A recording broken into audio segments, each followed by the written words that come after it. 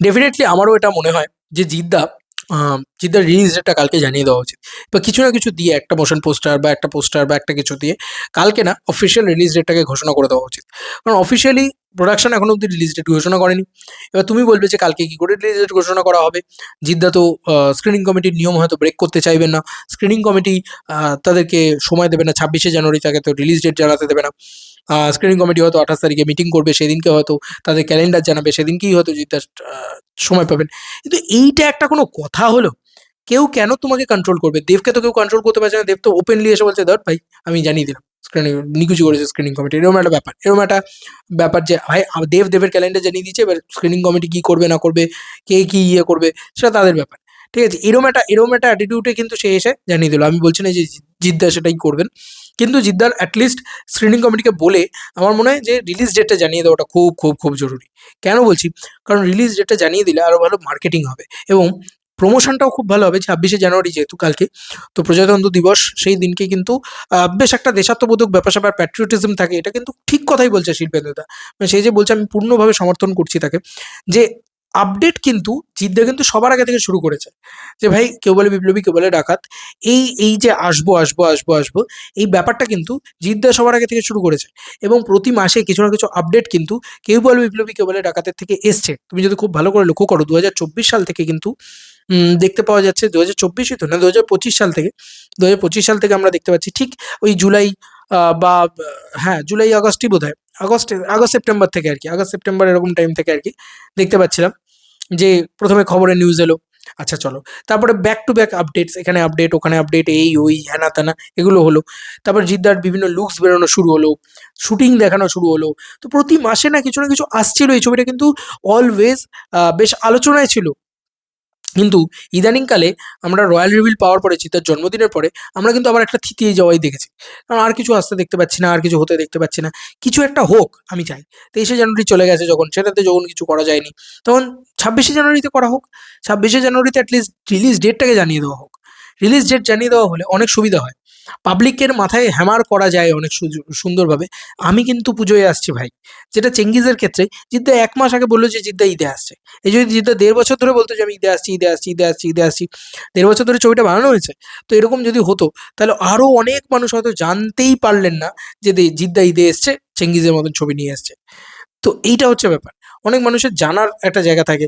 আলোচনা যেই Jeddah officially drop করবে না যে আমি পুজোয় আসছি, সঙ্গে আমরা একটা ভিডিও বানিয়ে দেবো। দেব ভার্সেস জিৎ হচ্ছে, তাহলে একদম অফিসিয়াল দেশু 7 ভার্সেস জিৎ। এইগুলো হলেই না তখন দেখবে ছবির হাইপ আরো বাড়ছে। মানে ছবির যত না হাইপ ছিল তার থেকে অনেক বেশি ছবির হাইপ বাড়ছে। তো কোথাও কি আমার মনে হয় যে জিদ্দার না দুর্গাপুজো তে তো ডেফিনেটলি আসবে। তার টিম বিভিন্ন জায়গা থেকে, ইন্ডাস্ট্রি সূত্র ইত্যাদি থেকে বিভিন্ন জায়গায় কথাবার্তা উঠছে, কথোপকথন হচ্ছে। তো আমার মনে হয় না জিদ্দার টাইমটা জানিয়ে দেওয়া উচিত। ফাট করেই ২৬ তারিখ, ২৬ তারিখের পরে কিন্তু আর কোনো ডেট নেই। সেখানে কেউ বলে বিপ্লবী, কেউ বলে ডাকাতের দেশাত্মবোধকের মতন জিনিসপত্র আর ড্রপ করা যায়। এরপরে হোলি আছে। তারপরে ভ্যালেন্টাইন্স ডে আছে। এগুলো একটাও কিন্তু মানে, যদিও ভ্যালেন্টাইন্স ডে 14 ফেব্রুয়ারি ওই দিনকে ব্ল্যাক ডেও বটে। তো ওটাও একটা ডেট আছে হয়তো। বাট তুমি কিন্তু আর সেরকম মানে খুব একটা ডেট পাবে না আরকি। মানে সেরকমভাবে আর ডেট পাবে না যেখানে তুমি বলতে পারো যে হ্যাঁ, এই ছবিটা এই দিনকে আসছে, এই ছবিটা ওই দিনকে ওই হচ্ছে। দেশাত্মবোধক ছবির কথা বলছি। তো সেক্ষেত্রে তোমাকে সেই 15th আগস্টের অপেক্ষা করতে হবে। 15th আগস্টে ধরো একেবারে ওপেনলি টিজার দিয়ে দেওয়া হলো। সেটা ঠিক আছে, সেটা আলাদা বিষয়। যে বড় এই যে নন্দী মুভিজেরই ছবি যেহেতু, তো বাইক অ্যাম্বুলেন্স দাদার সাথে টিজার অ্যাটাচ করা থাকবে। এটা দারুণ বিষয় ভাই। এটা যদি হয় তো। আমি বারবার বলছি, তাহলে খুব ভালো হয়। দেব ভার্সেস জিৎ না, দেব অ্যান্ড জিৎ হয়ে যাবে তাহলে। খুব ভালো বিষয় হয়ে যাবে কিন্তু। যে বাইক অ্যাম্বুলেন্স দাদার সাথে কেউ বলে বিপ্লবী, কেউ বলে ডাকাতের টিজার অ্যাটাচ করা থাকবে। পাবলিকও এক্সাইটেড হয়ে যাবে। ওই ছবিটা তো লোকে দেখতে যাবেই। আর জিদ্দার টিজারটাও তারা দেখে নেবে। খুব ভালো প্রমোশন হয় তাহলে। খুব ভালো মার্কেটিং হয় তাহলে। যাই হোক, এইটাই আমার বলার ছিল যে জিদ্দার কিন্তু এবার আস্তে রিলিজ ডেট জানিয়ে দেওয়া উচিত এবং ওই যে বললাম যে ওইভাবে মার্কেটিং করা উচিত, প্রতি মাসে কিছু না কিছু আনবো।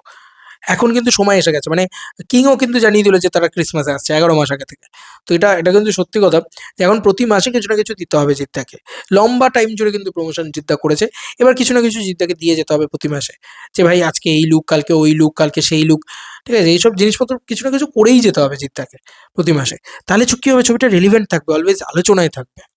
তোমাদের আর কি মতামত এই এন্টার ভিডিওটাকে নিয়ে জানিও কমেন্ট সেকশনে। আর আমি এর সাথে একটা দারুণ জিনিস জুড়ে দিয়েছি। আমার মনে হলো এটাকে বলে দেওয়া উচিত শেষের দিকেও গিয়ে।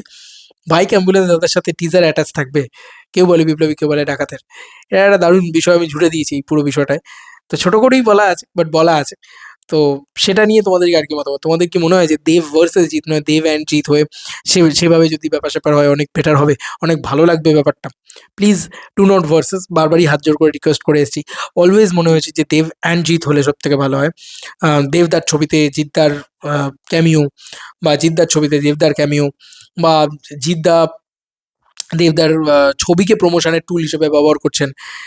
দেবদা আবার জিৎদার ছবিকে প্রমোশনের টুল হিসেবে ব্যবহার করবে, বা হয়তো আ জিৎ আর দেব একসাথে এসে একটা ইভেন্ট করবে, একসাথে এসে কোনো আলোচনা করবে, একসাথে এসে কোনো প্রচার করবে।